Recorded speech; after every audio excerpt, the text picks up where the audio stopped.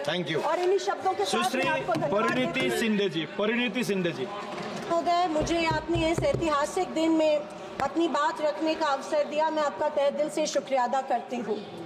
मैं उस राज्य से हूँ जहाँ संत ज्ञानेश्वर, संत तुकाराम और संत रोहिदास जैसे अनेक संतों ने समाज को प्रेम और सद्भावना दी।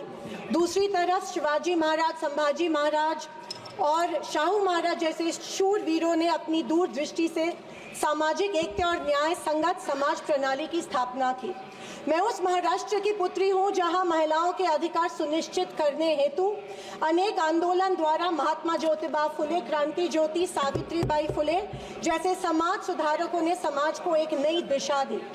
मैं उस महाराष्ट्र की बेटी हूँ जहाँ के महान सुपुत्र डॉक्टर बाबा साहेब अम्बेडकर जी ने इस देश को संविधान के रूप में एक सशक्त और न्याय संगत लोकतांत्रिक मूलाधार प्रदान किया।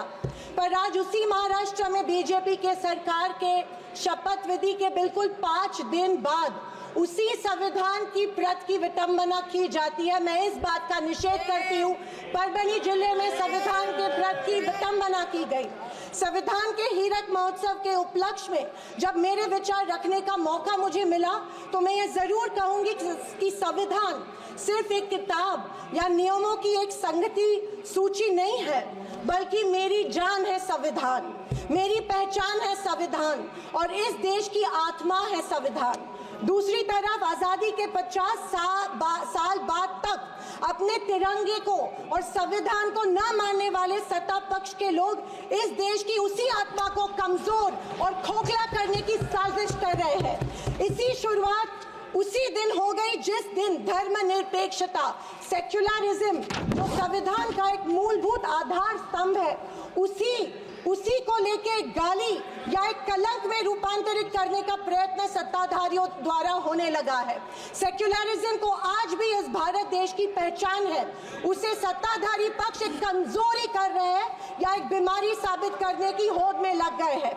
संविधान की किसी भी चर्चा या बहस को ये लोग सिर्फ इमरजेंसी पर ले जाते हैं, पर ये भूल जाते हैं कि स्वर्गीय इंदिरा गांधी जी, हमारी पहली महिला पंतप्रधान इंदिरा गांधी जी ने उस वक्त के हालातों के मद्देनजर वो संवैधानिक कदम उठाए थे और उस दौरान हुए गलतियों की माफी भी देश के जनता से मांगी थी।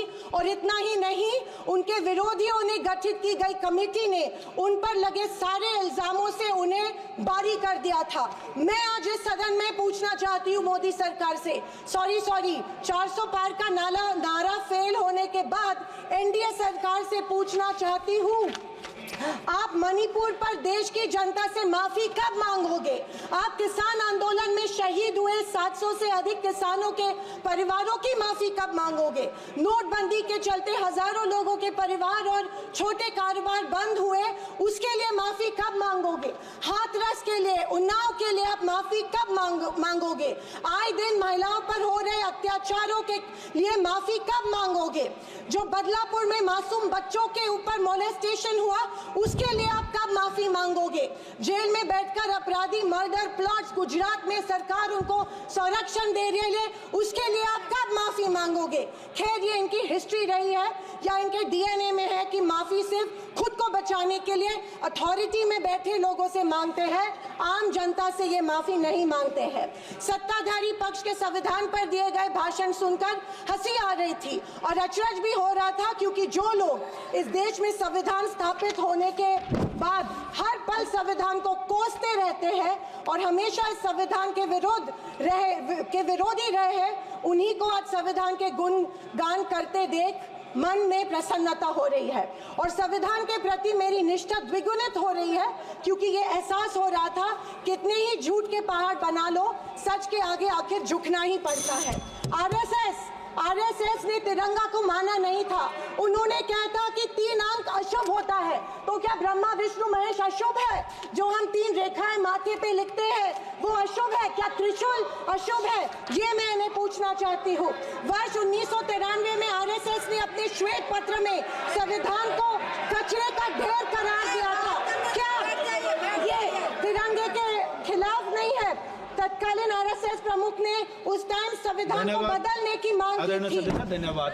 आरएसएस महिलाओं को हमेशा पुरुषों से कमजोर समझती है। आरएसएस हमेशा महिलाओं को पुरुषों से कमजोर समझती है। ये अफसोस होता है कि प्रधानमंत्री जी उनके ट्विटर हैंडल फॉलो करते हैं जो महिलाओं को गंदी गंदी गालियां देते हैं। इस बात का अफसोस होता है कि प्रधानमंत्री, हमारे देश के प्रधानमंत्री ये करते हैं।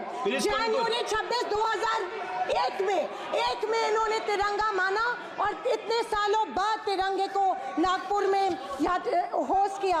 अध्यक्ष महोदय, मैं 2024 के लोकसभा इलेक्शन के बाद इन्हें एहसास हुआ कि संविधान को ज्यादा छेड़ेंगे तो सत्ता हाथ से निकल सकती है, इसीलिए अचानक संविधान के प्रति इनको प्यार उमड़ने लगा।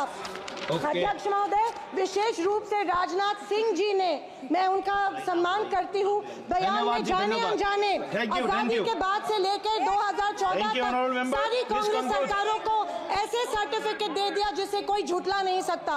उनके मुताबिक संविधान की बदौलत एक गरीब का बच्चा प्रधानमंत्री बना, लेकिन उसकी नींव सर 2 मिनट सर प्लीज। मैं आखिर में यही कहना चाहती हूँ, मैं भारत का, मैं कुछ पंक्तियां कहना चाहती हूँ। मैं भारत का संविधान हूँ, लाल किले से। अध्यक्ष महोदय, हिंदी की एक प्रसिद्ध कविता की कुछ पंक्तियों से। एक सेकंड, मैं भारत का संविधान हूँ, लाल किले से बोल रहा हूँ। मैंने तो समता सौंपी थी, तुमने फर्क व्यवस्था कर दी। मैंने न्याय व्यवस्था दी थी, तुमने नर्क व्यवस्था कर दी। हर मंजिल ठहरी कर डाली, गंगा भी मैली कर डाली। न्याय व्यवस्था भी रोती है, गुंडों के घर में सोती है। गांधी को गाली मिलती है, डाकू को ताली मिलती है। क्या आपराधिक चलन हुआ है? आदरणीय अध्यक्ष महोदय,